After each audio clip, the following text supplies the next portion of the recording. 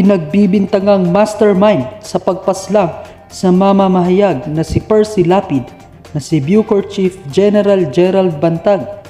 Ginulantang ang taong bayan sa kanyang napasabog at isiniwalat na nga ang lahat ng kanyang nalalaman patungkol sa pilit na dumidiin sa kanya na si Department of Justice Secretary Boying Rimulya. General Bantag, binuko ang kababalaghang pinaggagawa ni Rimulya. Pero bago ang lahat, gusto muna naming magpasalamat sa lahat ng mga sumusuporta at nag-subscribe sa channel namin. Sana po patuloy niyo po kaming suportahan sa pamamagitan ng pag-like ng video ito at isubscribe na rin ang aming channel.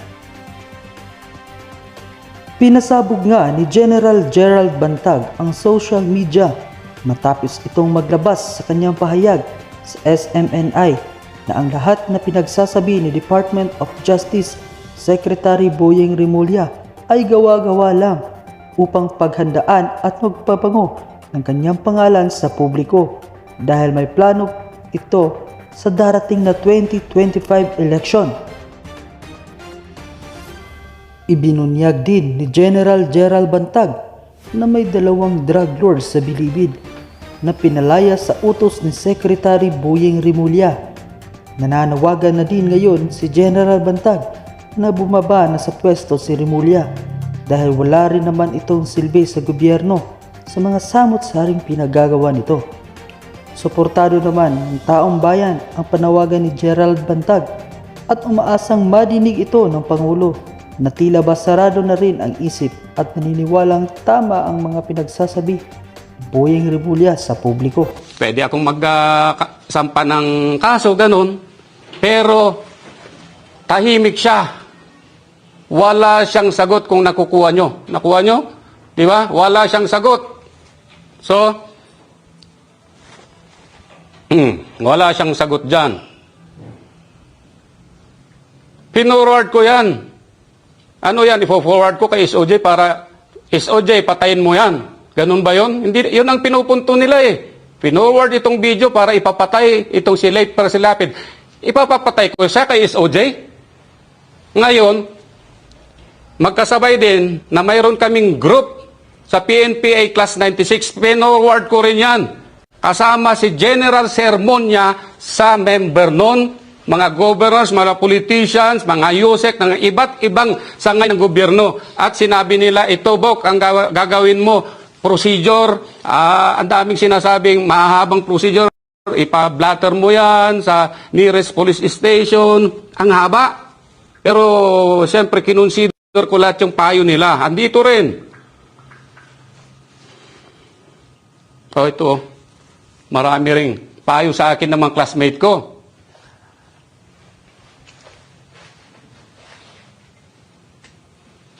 Monitor mo sana, kung nakuha nyo na, sige, saka na lang. Basta ito, mayroon dito. Lahat ng evidences ko andito. Ngayon, sapat na yung ano sa akin, ng bali 3 classmate ko, sa gusto nilang gawin ko, legal po, pagkaso ko daw. Pero sabi ko, matagal na ano yan. Saka nung i-review ko yung video na yon, wala naman palang kwenta. Kasi yung mga nakalagay doon, ay hindi ko naman kotse nga. Yung iba kotse ko, yung iba sa Bucor, mas maraming Bucor. General naman ako. Elementary nagtatrabaho na kaming mga igurot. Wala ba kaming karapatan magkaroon ng pera? Ha?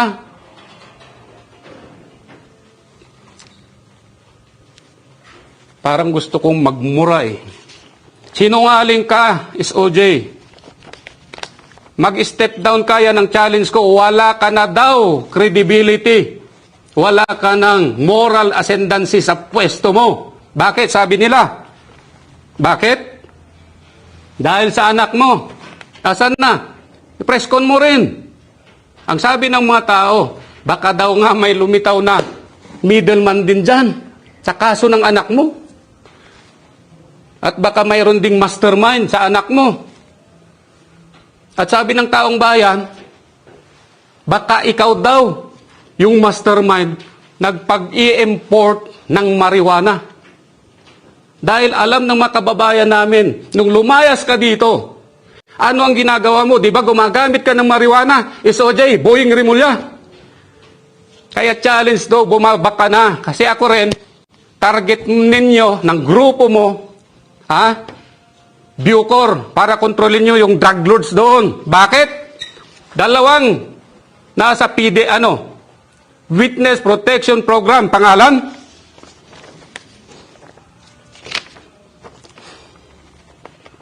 Si PDL, Igelberto Durano, saka si PDL Nonilo Arile, pinapaayos mo para i-release.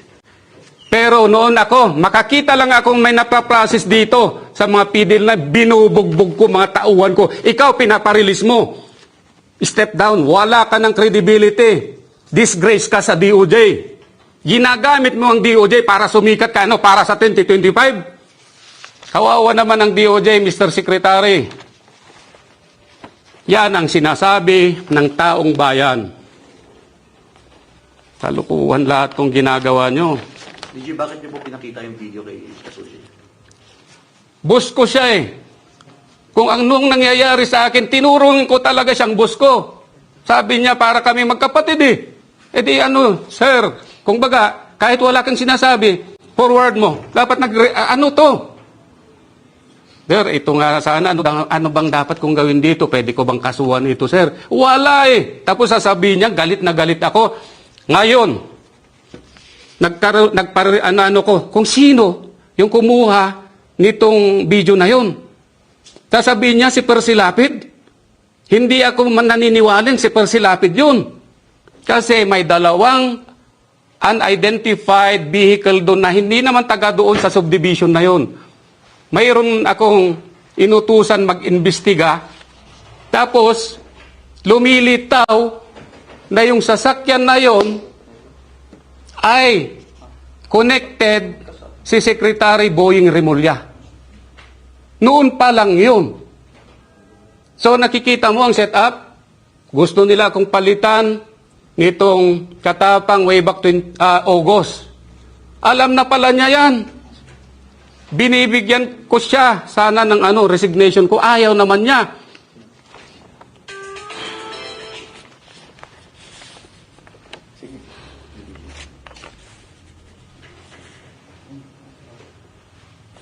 Kaya yan ang sabi ng mga taong bayan.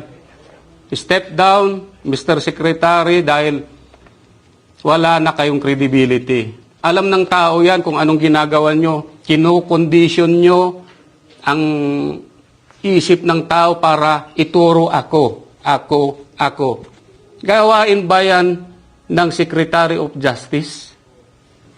Samantalang yung anak mo, ang daming comment ng mga tao.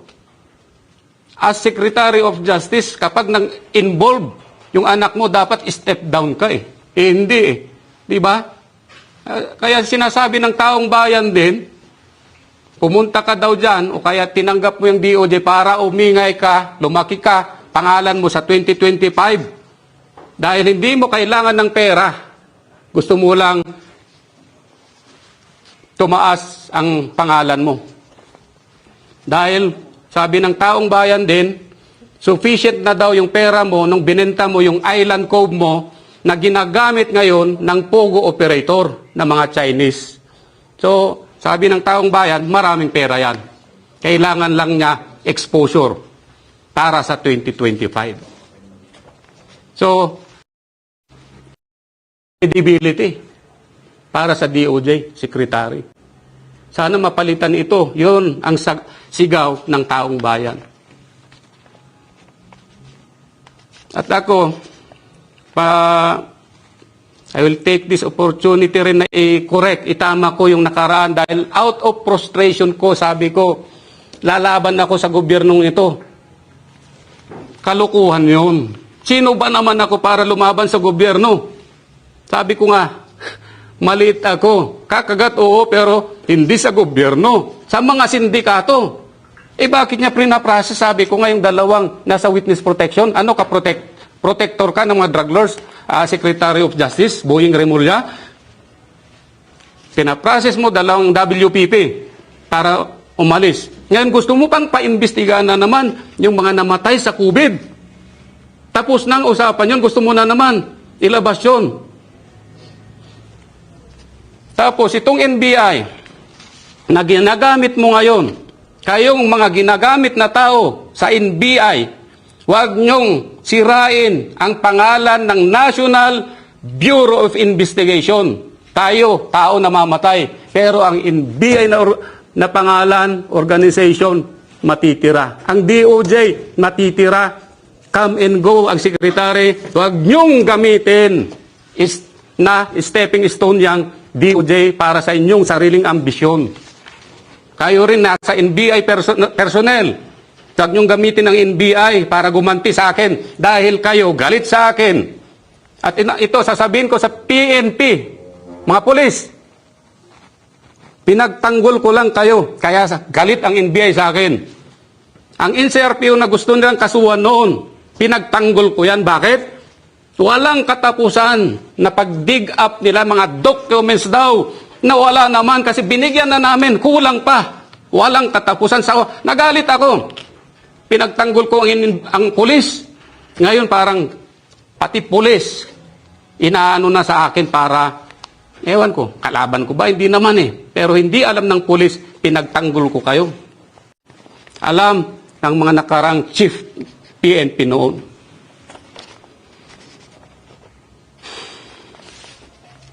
Kita niyo yung video sinasabi? Yun ang dahilan daw ng pagkamatay. Kakatawa. Ba't ko papatayin yung tao? Dahil lang dun sa walang kwentang hindi naman sa akin. Ito pa pala. Mayroon pa.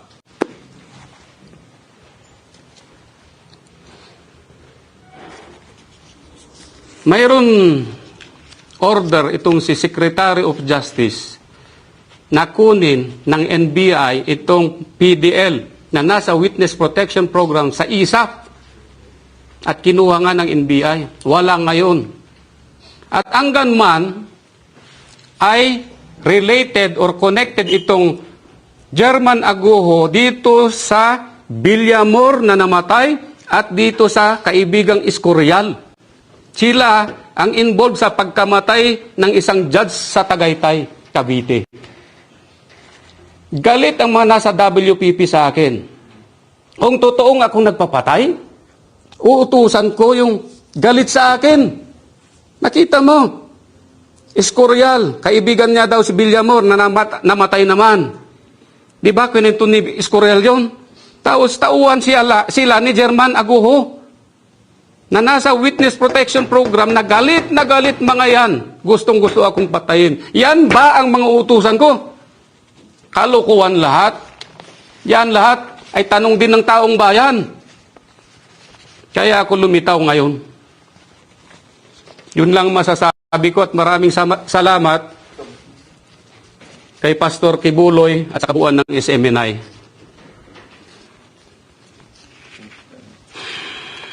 Patungkol naman kay yung bagong Bucor Chief kay Katama, yung paglalagay nila ng yung mga nakonfiscate. Hindi ko na itatakil yun dahil alam ko naman yung kagaguhan. Wala na kami doon, biglang mayroon. Anong sasabihin nun? Putang ina. Huwag nyo nang tanong sa akin, walang kwentang bagay kasi alam naman natin at alam ko sa sarili ko mismo yun. Wala na kaming lahat doon, biglang mayroon. Yan, kagagawan ni Katapang yan at sa kanya yung heya na sinasabi kong si Angelina Lumba Bautista na putang inang pinakagago sa lahat. Sila nagsama-sama yan. Kasama pala si Boying Rimulya. Nagsusumbong ang anak, kung tao niya ako, nagsusumbong ako. Inano ko yung video, ayaw nga sumagot. Yun pala, sila na lang din pala nag-usap-usap. Sirain ako. Nakita mo ang exposure ngayon ni Secretary Rimulya. Ang laki. Ha? Para sa 2025. Hindi daw niya kailangan ng pera eh. Binenta niyo yung island ko para sa pugo. Tapos.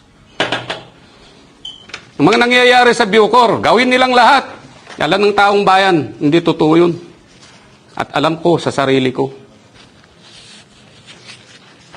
Para malaman lang din ng tao ka, DG, ano ang pinakapunot dulo kung bakit ganito ang ginagawa sa DG? Suspetsa ko dyan.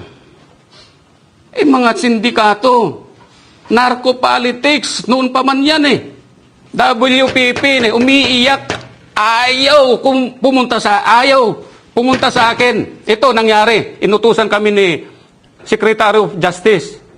Bantag, kunin mo yung nasa WPP. Yes, sir. Kinabukasan, huwag mo palang kunin. Yes, sir. Bantag, kunin mo. Huwag mo kunin na naman. Yes, sir. Ano nangyayari? Tapos papaayos niya yung dalawang WPP para i-release.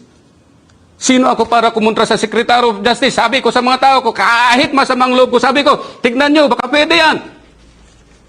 Anong magagawa ko? Sige, tignan nyo nga kung pwede. Utos ng Secretary, release yung nasa WPP. Drug lords yung dalawang yun. Labag sa loob ko yun. Pero anong magagawa ko? Ay di yun. Biray na ko ngayon. Magmula pala noon, nagpapaalam ako. Sir, mag-tender na ako ng resignation. Wag. Kasi bibirayin pa kita. Yun. Si Boying na lang. Wag na nating ano yung apelyido niya. Kasi marami namang apelyido siya. Ibang tao, kawawa naman. Si Boying na lang. Secretary Boying. DG, last question. DG, alam natin na ikaw ang isa sa talaga namang bumago sa ating Bureau of Corrections. Ano tingin mong magiging kalagayan ng Bureau sa nangyayaring sistema ngayon? Nakita mo nga, sabi ko, pinaparelease na niya dalawang WPP, mga dalawang drug lords. Nasaan ngayon yung German aguho na pumatay sa judge involved din sa drugs? Pinakuha niya sa NBI. Yun ang mga tao, mga Lapid attention Lapid family. Yung pumatay po kay Percy Lapid ay tauhan nitong aguho na pinakuha ni Boying, Secretary Boying sa NBI. Anong papel niya sa buhay? Tauhan niya daw yung pumatay na si Escorial at si Villamor na kaibigan niya. Tauhan nitong si Aguho. Kikita niyo yung connection? Ito ba, pag-uutusan ko ba ito? Napakaano ko naman. Yung Bobo times million times. Wala na. Ano pa, Frank? Hindi, gusto ko lang din malaman kung paano may tutuloy ang ganitong kinakaharap mo. Na siyempre, marami rin nagtatanong kung natatakot din kung anong posible mangyari sa DG. At yun ang maraming message. Ipagpaano na lang natin dyan. Ang kapalaran natin, ipagpasa Diyos natin, pero tao ang gawa, gumawa rin tayo. At tignan natin ano ang kahinatnan. Magtiwala tayo sa Diyos, pero tayo ang dapat gumawa. Ibig sabihin, umaksyon ka. So, wala akong choice kundi humarap sa media na sinasabi niya, face it, like a man. Parang tuloy, wala naman akong warrant of arrest pa. Sasabihin, surrender, wala nga pinagbakasyon ninyo ako ng 3 months, tapos sasabihin nyo, nag-awol na ako. Anak ng teting naman, Boying naman.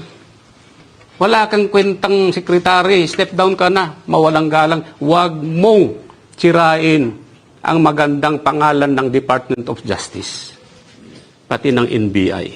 DG, may katanungan din tayo, DG, sa ating mga nanonood. Kung if ever magkaroon ka ng warrant of arrest, susuko ka ba, DG? Ano sa palagay mo? Hindi ko nasasagutin yan.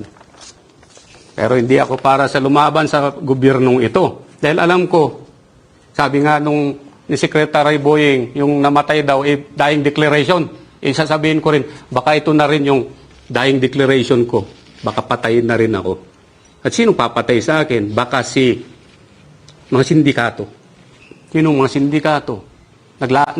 Nagsisibalik na ang sindikato. Pahiya nga ang inabot ni Boyeng Rimulya dahil sa ngayon ay alam na ng lahat ang pinagagawa nito at tila hindi nga ito nababagay sa kanyang pwesto.